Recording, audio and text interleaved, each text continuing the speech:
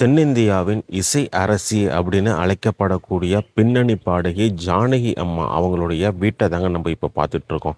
மொத்தம் 4 தேசிய விருது வாங்கியிருக்காங்க, 33 மாநில விருது வாங்கியிருக்காங்க.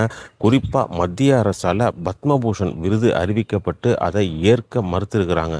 ஏன்னா தென்னிந்திய இசை கலைஞர்களை சரியான நேரத்தில் அவங்களுக்கான விருதுகளை வழங்கலை அப்படின்னு சொல்லி அந்த விருதை வாங்க மறுத்திருக்காங்க, பத்மபூஷன் விருதை.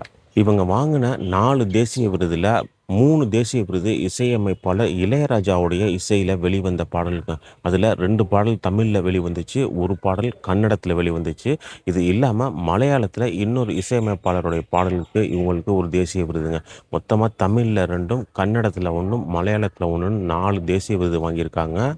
அதில் இவங்களுக்கு கிடைச்ச தேசிய விருது எதுன்னு பார்த்தீங்கன்னா, பாரதி ராஜாவுடைய இயக்கத்தில் அவருடைய முதல் படமாக வெளிவந்த 16 வயது நிலை அப்படின்ற படத்தில் ஓப்பனிங் சாங் வருங்க.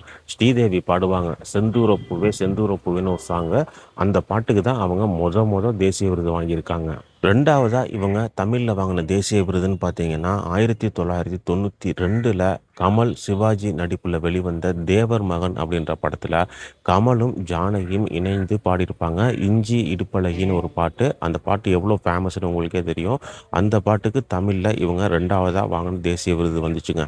42,000 பாடல்களுக்கு அதிகமாக 17 மொழிகளில் பாடியிருக்காங்க. தெலுங்கு, கன்னடம், மலையாளம், தமிழ், இந்தி, ஒடியா, வங்கதேசம் மற்றும் மராத்தி, துளு, உருதி, குஜராத்தி, பஞ்சாபி, கொங்கணி, அஸ்ஸாமி, சிந்தி, ஆங்கிலம், ஜாப்பனீஸ், அரபு, ஜெர்மன் மற்றும் சிங்களம்